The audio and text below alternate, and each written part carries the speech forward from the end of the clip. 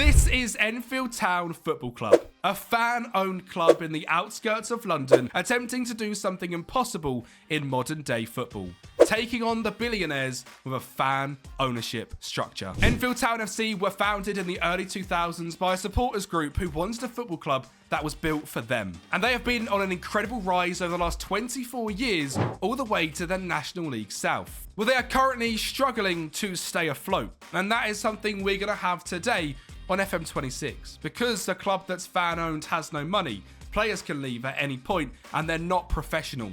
And playing up against some of these clubs in FM makes it a pretty hard challenge. The goal of this journey is, of course, to get a fan-owned club to be Premier League champions, and that comes in a 3-part series over this festive period where we look to take on a ridiculous football manager journey of not only making a non-league club Premier League winners, but a non-league fan ownership structure club Premier League champions. This is Enfield Town, this is fan ownership, and this is one of the hardest challenges on FM26. And here we are then with Enfield on FM26 with their current facilities. Below average training facilities, below average youth facilities. So we won't be able to develop players very well, and we won't get many academy stars come through. And our stadium is the Queen Elizabeth II Stadium, which has a running track around it. And you guys will know everyone's thoughts about a running track around a football stadium. Financially, there's currently £68,000 in the bank, which isn't a lot of money when it comes to running a football club. But they are a club on a historic rise. They have had 3 promotions in the last 15 seasons and managed to get themselves now into the National League South ever since they started back in 2001. The Towners have been on an incredible journey, and I'm so excited to carry that on today. And if you guys are excited for this series, make sure you smash the like button and subscribe to the channel, as this will be a 3-part series. Today, going through non-league, next couple of days going through the football leagues, and then the 3rd episode will be a Premier League bonanza, taking a non-league, fan-owned club to Premier League winners. It is one of the hardest rebuilds you'll ever see on FM26. Now, looking at the squad itself, there's a couple of stars in here, let's be honest. We've got number 1, Nido Adam Malachi, 12 determination, good speed, good crossing. He's a left back. I don't think he'll be playing there very often. I'm going to try and get him into an attacking wing position because this guy, way too good to be playing in left back. He is a good National League player and shows how good he is. The other man to touch on is our captain, leader, legend, Adam Thompson. He has got 6 acceleration and 7 pace. So our centre-back, he's slow, but he is a leader with 13 leadership. And finally, we've got our star strikers, Sam Youngs up top. He's not very quick, but at 34 years of age, Sam Youngs is a bit of a club legend. He's actually been with Enfield since 2017 in the Isthmian Premier, and last couple of seasons has absolutely smashed it to get them to where they are today, with 17 goals in the National League South last year, 23 in the Isthmian Premier before that, and at 34 years of age, I'm determined to use him. For this first transfer window, I'm not going to really do anything. I want to get to know these Enfield players and see what we've got here at the club. Use the foundations that have been set from their meteoric rise in real life, and then hopefully we can do some big rejuvenation over the next couple of years. And that's going to come tactically as well, because to start things off, we are using the most bog standard, basic 4-3-3 you've ever seen. We have got literally central midfielders, DMs, wingers, and a deep line forward, because the old man can't run too much, with fullbacks and centre-backs. This tactic is as basic as it possibly gets. And I think the most exciting thing about this is that I'm actually playing every single game, so I'll be able to go through and change the tactic every game and really get the most out of this team. I've actually been playing the save since the start of November when FM26 officially dropped, and it's taken all the way to this to actually get us to a good point where I'm ready to record. And trust me, the journey is absolutely incredible. Like I said, it really is one of the most basic tactics you can get. And for non-league, it's pretty much get the ball down the line, counter-attack when we get it, and whip the ball into the box. Because Sam Youngs has got a decent height on him at 189 centimetres. But we've got a hidden gem. And his name is Harry Lodovica. With 10 heading, but 17 jumping reach, Harry could be the star striker by the end of this season. He's 26 years of age, come up through the academy, I don't know, but was at Braintree a few years ago, has been over to Scotland, and now is here at Enfield. And the big man with 17 jumping reach could be an issue for teams in non-league. So without further ado, let's see if we can take Enfield Town from their predicted 17th place to doing much better, to hopefully this season mid-table solidity and we can push on in the next couple of years to National League football. Well, like I said, we're meant to be struggling in the National League, but we might have found a bit of a broken gem. Harry Lodovicia. This guy is incredible. Having someone at this level with 17 jumping reach is just simply not fair, because he scored so many goals. In fact, by the time we had got to the midway point in the season, he had taken the starting striker role of Sam Young, after he scored 8 goals in 8 starts in the league and 6 in 4 in the FA Cup.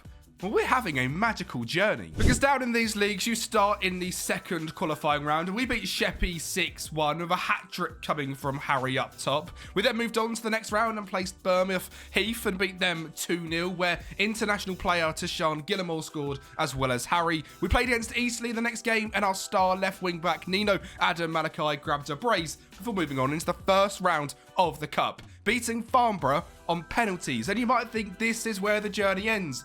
We then beat Barnet 3-2 in away from home in the second round, which means we're going to the third round of the FA Cup. And you could draw against Premier League teams in that round. And based on our current form and our starting form of the season, I would fancy us against anyone, because we have been absolutely incredible. You guys might have seen videos where I've gone through how to play in non-league before and spoken about this tactic and the way we've played this season in depth, because all I've done is keep football simple, play basic 4-3-3 and get it into the big guy in the box. Defensively, we are very hard to break down. You can see here the month of October, we didn't concede a single goal and won every single game 1 or 2-0. I think I've cracked the non-league code. Because remember, we were predicted down in 17th place, and that has now moved up to 14th. And I'm not surprised, because we're currently sitting top of the table, 10 points clear, with just 1 loss. 16 wins, 6 draws, 1 loss in 23 games, only conceding 10 goals in 23 games. Now, before you click off the video and go, oh, he's using a broken tactic, I promise you, this is going to be one of the hardest rebuilds you ever see. I've just kind of found something this season, but knowing non-league football, it's all going to fall apart at some point, because players can get poached at any point. Budgets are stupidly tight, so when we move up the leagues, it's going to be impossible. And don't forget, we're fan-owned. We're not going to get a big influx of money at any point. Let me just show you quite how ridiculous this has been as a team. Is we're not dominating anything in terms of goals scored. Sam Youngs is down in 6th place. Harry is in 8th place. Defensively, yeah, we are dominating. Avon Jones is up there with goals conceded, not very many whatsoever. Whereas clean sheets, because that's the one we want to see, not coming up apparently. Brilliant. But you can see it down here. Reece Foster, 16 clean sheets in 23 games. You might think, oh, is he a broken goalkeeper? Not at all. He's got 9 aerial reach. We are just so good defensively, and that comes down to the tactic out of possession being a flat 4-1-4-1, and in the team instructions out of possession, just a standard mid-block, a slightly higher defensive line, making it compact, making us impossible to break down.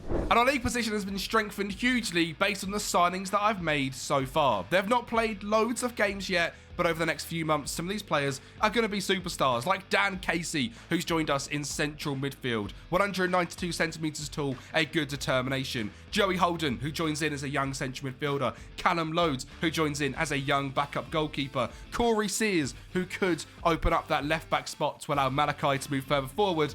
And then most importantly, Jaden Raymond. This guy looks absolutely insane. Is a 4-star current ability player with a 7 average rating so far. He has just played 1 game, but he's absolutely smashed it. And the FA Trophy got a goal off the bench as well. If you guys are wondering how I'm doing scouting and transfers, we have got it so attributes are not masked, so they're all random, and certain players, you can't see their abilities whatsoever. I know some players down at this level play with that enabled so they can see all their stats. I think that makes it a little bit too easy, especially at this level. I mean, as we go to the next season, we go to the National League Premier, hopefully. If we bottle from here, I'll be absolutely shocked. If we go to that level, we're going to have to scout and trial players rather than just being able to put in, like, he's got 15 determination and a good personality. We're going to have to look really hard to try and find star players to improve this side, which, again, adds so many more layers to how difficult this challenge is going to be. We are doing it fully legit. But the thing I'm most excited about for sure is our third round game against Birmingham. I mean, that is just incredible. We are home to Birmingham in the third round of the FA Cup. Can we cause one of the biggest upsets in FA Cup history? Well, our international star, Tashan Gilmore, wanted to show the world what Enfield were about as he scored a brace in this game. But Championship Birmingham were too much for Enfield.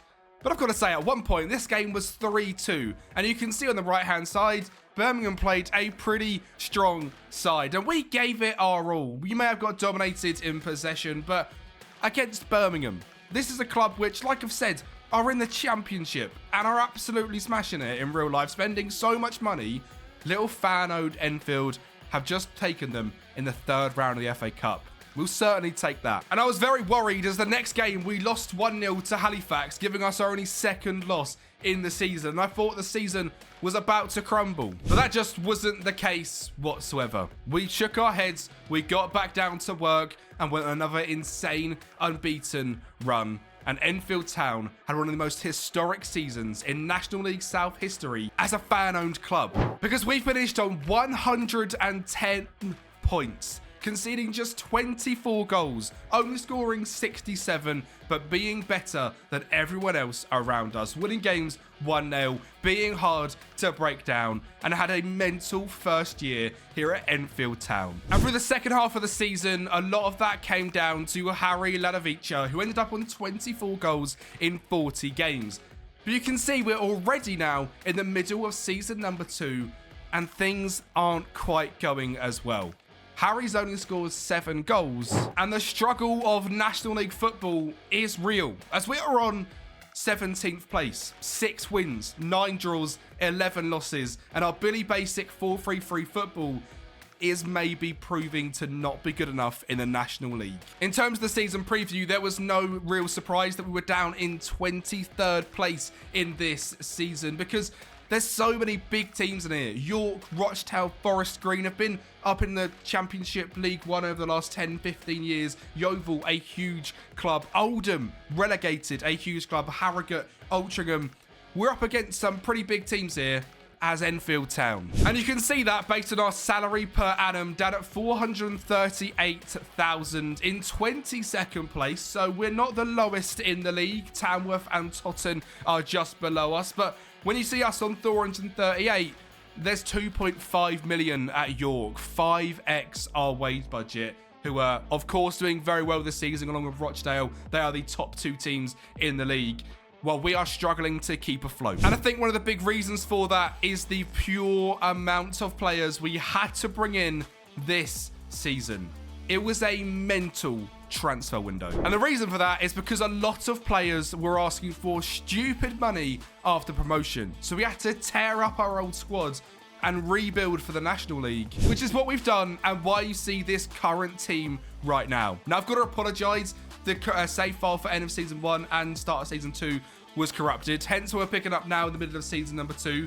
Very frustrating. Sorry if there's not as much information as you guys would have liked. I can't really do much about it. The save files are corrupted, which is very frustratingly a bug which happens a lot with all these changes to different like updates on FM26. But this is our current side, and from here I can assure you there is no more save file corruptions, which is fantastic. But there has been a lot of change. In goal, we have got George Barrett, who looks fantastic, 16 jumping reach and could take us into League 2. At left back, we have LaFleur, who comes in now. Malachi was asking for £2,500 a week, so no, he didn't stay at all. Reece Johnson on 360 quid a week is fantastic at 31 years of age. Javier Benjamin has been here from the start. He stays in the squad, as does Mr. Hawkins at centre-back. Been here from the start, 23 years of age. You can see, just based on his salary alone, 650, right? At 23 years of age, because he got promoted with us. Compared to someone like Hall Johnson, same ability, but at right back, 360 quid. That was one of our biggest issues, but I couldn't rip up the whole squad. In DM, we have got Kaji on 400 quid a week, 23 years of age. Next to him up top, we've got Alfie Tuck in central midfield with 19 determination, which we absolutely love to see. Next to Turner, who looks like a fantastic ball player with 16 passing, 14 teamwork, 14 work rate, 7 vision. But he's got the ability to pass if he sees it. On the left-hand side, Jaden Redmond was one of our best players last season in the second half, so he stays in. And at right wing, we have got Kyle Finn as well, with great determination and speed. And up front, at the moment, is Harry Lalavica. But I think this could be a step too far for Super Harry. So I have brought in a potential replacement. The man from Manchester United, all them years ago, James Wilson, one of the most injury-prone players, but someone that's so sad how injury-prone they are, because this guy's ability was off the charts years ago. And we can see he's really struggled to get a full run of games in, other than this most recent period, 23-24, with a few years at Port Vale. Or even then, he wasn't really a bagsman. But considering this guy played 13 games for Manchester United at 2014, who, if you can't tell, are my club, I brought him in. It's all about having fun in non-league, especially when it looks like we're not going to get promotion. And he's on a non-contract as well. So if he plays, he gets 430 quid.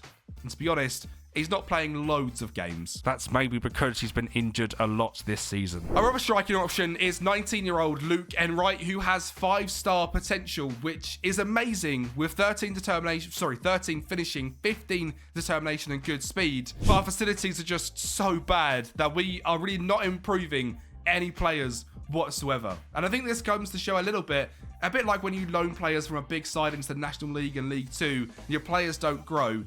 It's because they're training down at the local park. I mean, we have literally got no training facilities whatsoever. Absolutely fantastic. You'll notice we have changed stadium to the Bet-Right Stadium, which, if you don't know, is the Leyton Orient Stadium. So we do now hold 9,000 people, even though our average attendance is only 998, 10%. So, yeah, we kind of just have a big stadium and it's empty and feels soulless, which is not really ideal. So let's hope throughout this second season we can survive the drop, as we are only 4 points away from it, and make sure we get safe for the next year. Well, I'll say it, James Wilson was rubbish. 25 games, didn't score a single goal in the league. Great signing. But lucky enough for us, Big Harry with his big head was enough to steer us clear in the league this season, because he just loved to score a back post header. We finished the year in 16th place, showing just how difficult it is going from the National League South or North into the National League, because you're mixed with some professional sides when we were quite clearly semi-pro, which of course is the reason as well our players just aren't developing very well. We train in the local park and we train twice a week, compared to Rochdale, York, Yeovil, who are fully professional big boy clubs that we have to compete against. And honestly, it's not showing much signs of getting better, as financially we are now negative £20,000 in overall balance. And I think I'm starting to realise just how difficult this challenge could be. The initial start with the beautiful National League South being a non-league side sounded fun and everything. Now, as a fan-owned club, I'm starting to regret things, because we still train at the local park. We even have a youth system at the stadium. Our youth level is nothing. We're just not really going to get anyone come through of any note. Now, I'll say our under-18s, we have got a couple of decent players, like Warren Quick, who, with his name, is quite quick, but he just can't develop because we train twice a week. So it's so pointless. Gary Jennings with 15 determination. He's been here 2 years. Same for Robert Idris. They are just not really getting better at all. Canardo Scott. I would love Canardo Scott to be our starting left wing back. Youth only, starting with that name. He's absolutely useless and can't get better. He's got 6 crossing at left back. I mean, that's just not okay. In the first team, it has been already pulled apart quite a lot. I've made some brutal decisions when it comes down to contracts. I mean, this is the current look at the tactic we used for the second half of that season, which could be a game changer for next year, as we looked like a much better side. And the players we've got left. We've got a goalkeeper, a centre-back, 2 DMs, a left wing-back and 2 wingers. We need a centre-back, a right wing-back, a cam and a striker. And looking into our bench, we have no backup DMs and pretty much no backup attackers either. So a lot has got to change. Now, last season, we did make a huge signing. Billy Gee played 39 games for us and 6.93. He is really good for this level. 16 determination, great defensive attributes, and good speed. And in terms of his consistency at stuff, he's not inconsistent really. It says he needs to work on being a bit more. But he's just so good, and is a leading player for this league, which for a team that's finishing down in 17th It's going to be hard to keep hold of him, but lucky for us, we've got him on another year deal on £900 a week. Now, the thing is, when you consider this is the size of our current squad, we've got £1,500 to work with in terms of wage budget. Yeah, this ain't going to get better quickly. We're going to have to delve back into the free agent market, try and find some released Premier League players, and see if we can make this work. I just want to give a massive shout out to Work the Space in this part of the video as well, because without his last club trick that he's been doing on his save, I would not top starting some of the players we sign in this window. Basically, you can set in a column, insert column, transfer last club, where you can see where players used to play.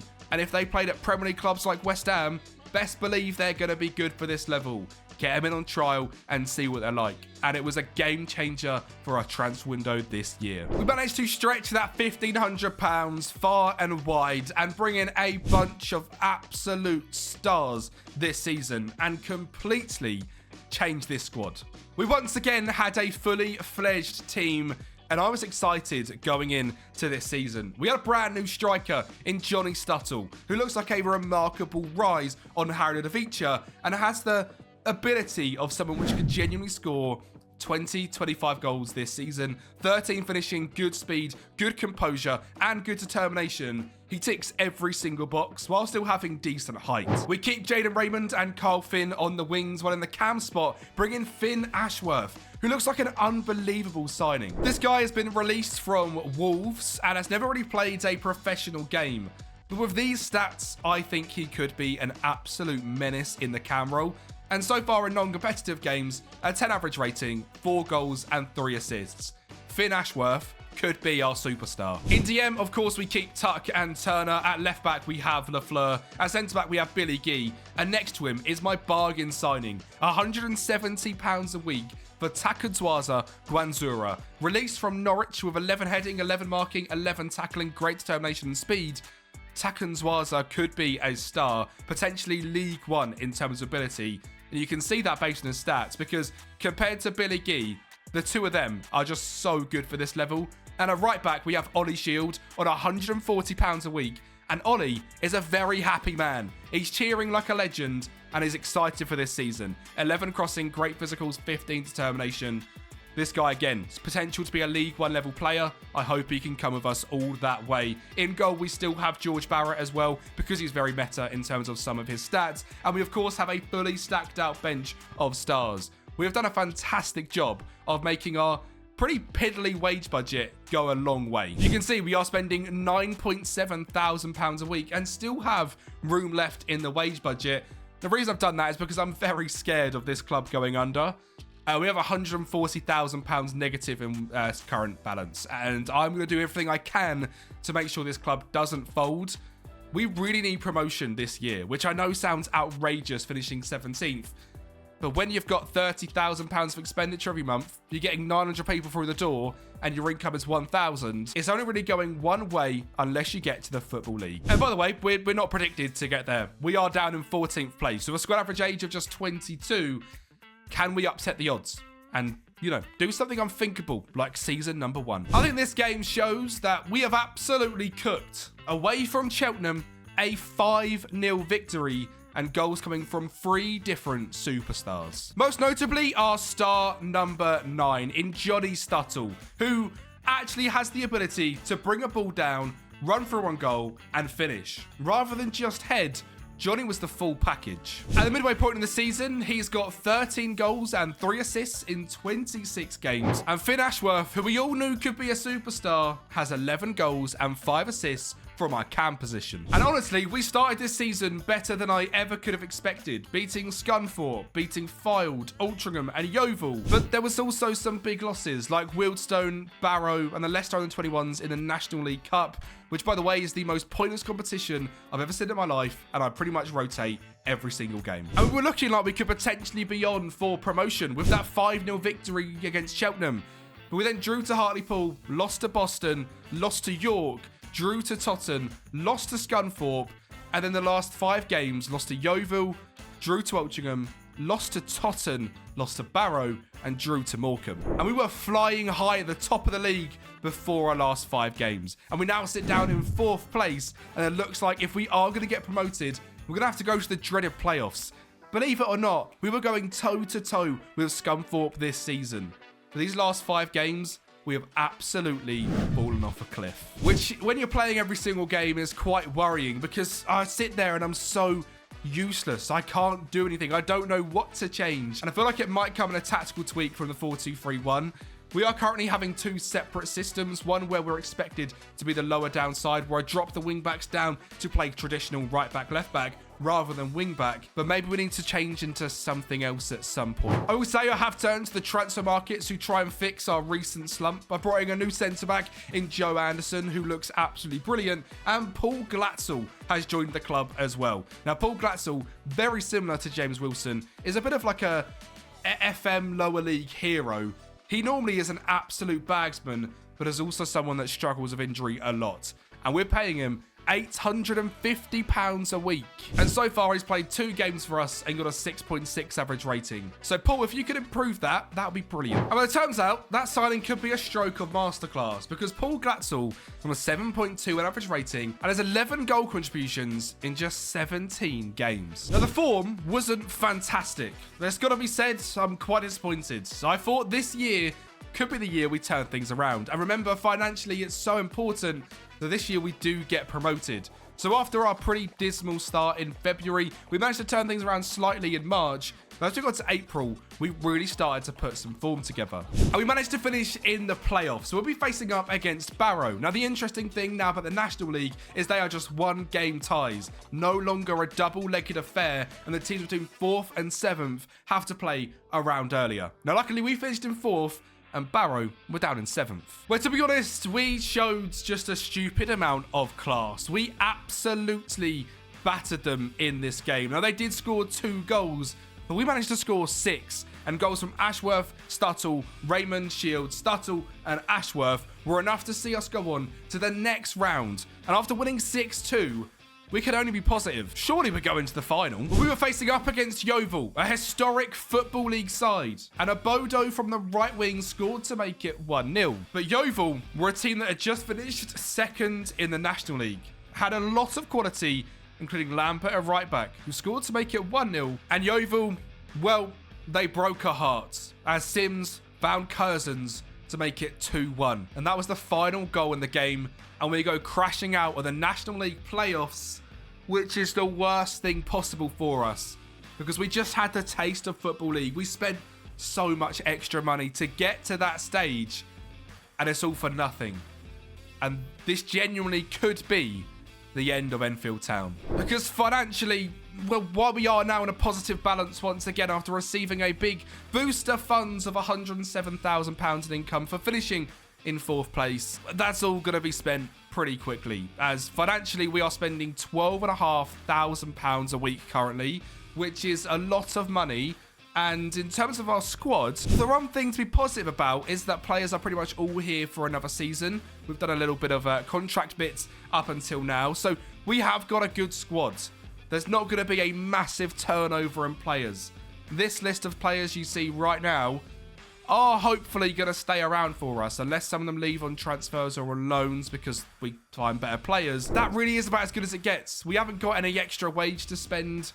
We have massively overperformed what we were meant to do in the National League, finishing in 4th, just 2 points away from Yeovil in 3rd. And in terms of our season preview, we were still down in 15th place. We're going to have to get very lucky to do that once again. And I'm not sure it's going to be possible. Tactically, we didn't change too much. We stayed in the 4-2-3-1 and actually managed to get a lot going thanks to the new signing in Paul Glatzel on the right wing. But we did need to add some quality to this side despite having no wage budget to spend. So our only option was to full send it. We are now negative in terms of wage budget, and we have put the club into £75,000 worth of debt. So this season really does have to be the year we get promoted. In terms of signings, it's quite nice where there's not a huge, ridiculous outlay of players. We have signed just 5 new stars. And Liam Grimshaw joins as a backup defensive midfielder. We have another striker in Rory Wilson.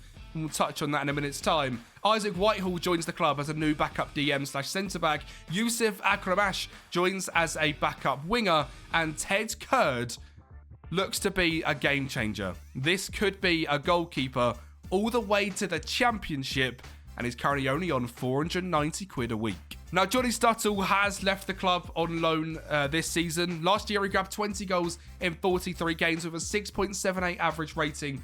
I thought we could do better. And my oh my, do I feel like we've done that. Rory Wilson is a joke of a signing. 14 pace, 13 acceleration, 15 finishing, worth 450k potentially, or just 600 quid a week on a 3-year deal. He has currently got 3 goals in 4 games in the National League already and looks absolutely fantastic. Now, he's a youngster who's played a couple of games for Villa in this save in the Premier League. That shows you straight away how good this guy could be. Villa signed him from Rangers back in 2023. And I think we've got a bit of a monster in the team. In terms of potential, could be a leading Sky Bet League One player and is already a leading National League player. Rory Wilson, help us get to the football leagues. Thanks to his signing in a few hours, we have moved up into 12th place in the season prediction and are just 10-1 rather than the 33-1 we were last season. So a huge improvement in what the media think of this squad. And we've started the season okay as well. We drew to Shrewsbury, we drew to Curzon Ashton, but beat Fylde 3-1 away from home for brace coming from Rory Wilson, and just beat Barrow 1-0 thanks to a goal from Alfie Tuck. Now, last season, of course, we beat them 6-2 in the National League playoffs.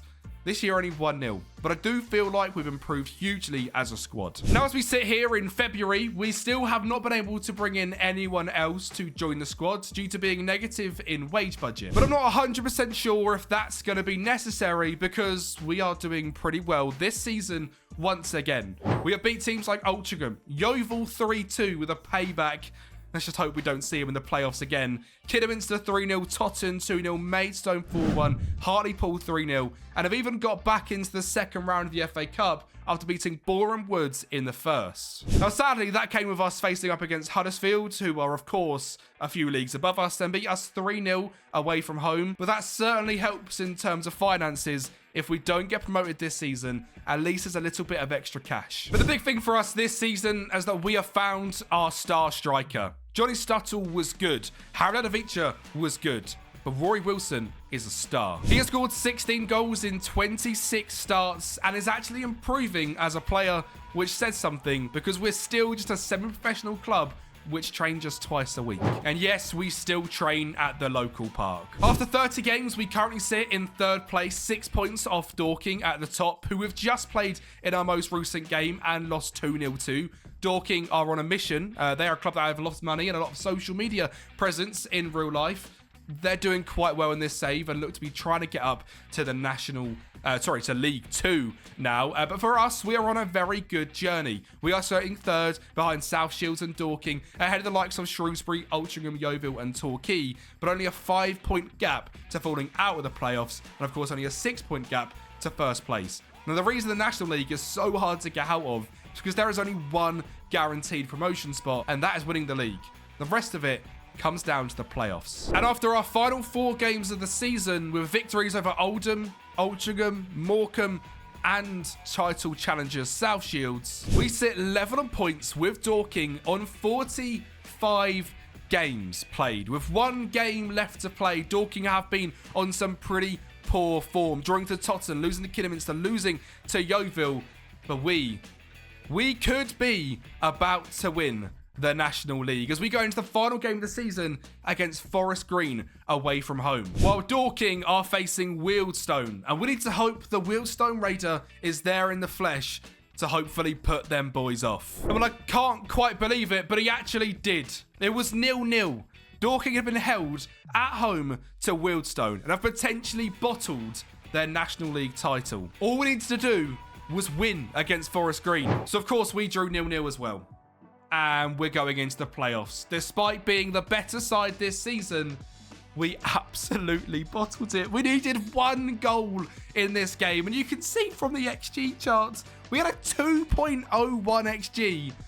Just couldn't put the ball in the back of the net, and we're going to the dreaded playoffs once again. Not lucky for us this season, we skipped straight on into the semi-finals as we finished in 2nd place, of course, and we faced up against Torquay. Jaden Raymond, who's been here from season 1, scores from the spot to make it 1-0. And it was that man who once again scored to grab a second in this game. A delicious ball whipped in from Ollie Shield, and Raymond headed home to make it 2-0 in 29 minutes. But Torquay weren't going down fighting. A long ball over the top, Bursey in behind, scored to make it 2-1. But that was all they could muster up. And we are going to Wembley, one of the biggest games in football. The game from the National League to League Two, where clubs become professional, where clubs become respected, and where clubs who are fan-owned don't often get. And we are, of course, facing up against Boston, who have just finished third in the National League and are one of the better sides in this league. So after 4 seasons, we had finally made it to Wembley. Not an FA Cup final, but a National League playoff final.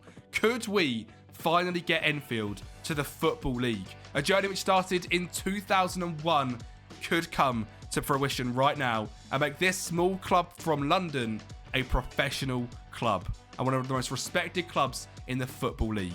We needed to rely on some of our superstars for this game, and Boston, well, they're a pretty good side, but they have got nothing on Rory Wilson, our superstar number 9. And what's even better than having Rory Wilson is having Finn Ashworth. This guy has been a bagsman throughout the course of this rebuild. He grabbed the second goal in the 20th minute, and that was the last of the match, and Enfield Town had won at Wembley, dominating the game against Boston, deserved to be promoted, and that is exactly what we have done. And all of that comes with so much more. We are now going professional as a club. The club have now offered me a brand new contract, which, by the way, is on £0 a week, so I'm doing this for completely free. And of course, we are now promoted to Sky Bet League 2, which is where the next part of the journey kicks on, as we look to climb up the football leagues and gain promotion to the Premier League, before finishing off a 3-part series throughout this holiday period where we become Premier League champions. If you enjoyed episode 1, smash a like button on the video, subscribe to the channel, hype it as well, and make sure you come back in just a couple of days' time as we look to carry on this incredible Enfield journey.